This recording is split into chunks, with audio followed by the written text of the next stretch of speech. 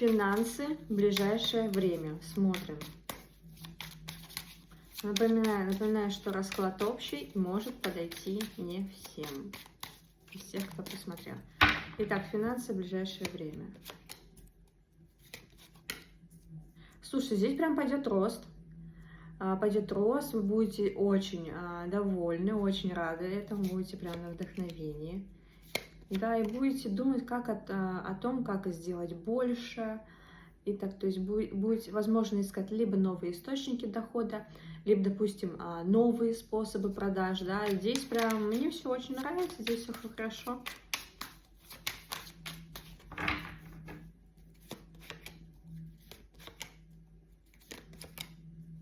Угу, да. И это только лишь потому, что у вас есть какая-то большая цель.